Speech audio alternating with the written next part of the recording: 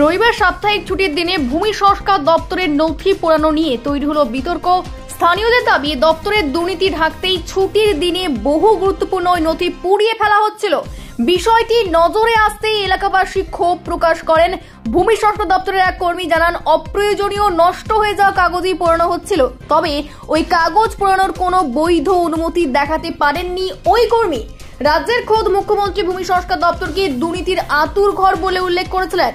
বাঁকুড়া রায়পুর ব্লকের ভূমি সংস্কার দপ্তরের বিরুদ্ধেও বারে বারে দুর্নীতির অভিযোগ উঠেছে বিভিন্ন সময়।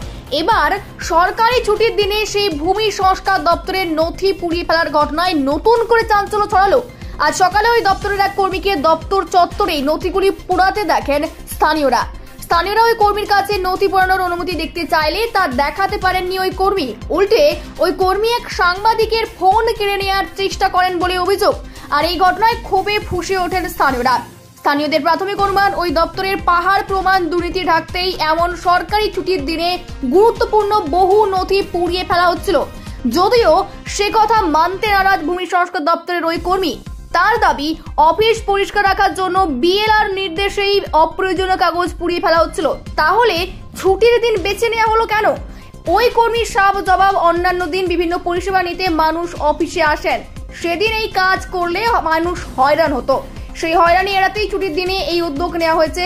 বিজেপির দাবি, শাসক দলের মদতেই পাহাড় প্রমাণ দুর্নীতি করে ভূমি সংস্কার দপ্তরে বিভিন্ন নথি পুড়িয়ে ফেলা হয়। কেন সাংবাদিকের মোবাইল ছাড়াচ্ছিলেন কেন? আপনি কি করছিলেন আজকে? আপনি এখানে কি করছিলেন আজকে? ছুটির দিনের রবিবার, আজকে আপনি এখানে কি করছিলেন? কি করছিলেন? ওগুলো কি হচ্ছে? ওটা কি হচ্ছে? ওগুলো পুরনো ডাস্টবিনের কাগজ। আচ্ছা, জমি জায়গার কাগজ ডাস্টবিন হয়? পুরো জমি জায়গার কাগজ নয়। ওগুলো কিসের কাগজ? ওটা আপনার পচা কাগজ, উইয়ে খাওয়া কাগজ, ওগুলো ফেলে দেওয়া হয়। আপনার নাম কি? আপনার নাম কি? কেন বলুন দিদি? আপনার নাম কি? আমার নাম অয়ন সরকার।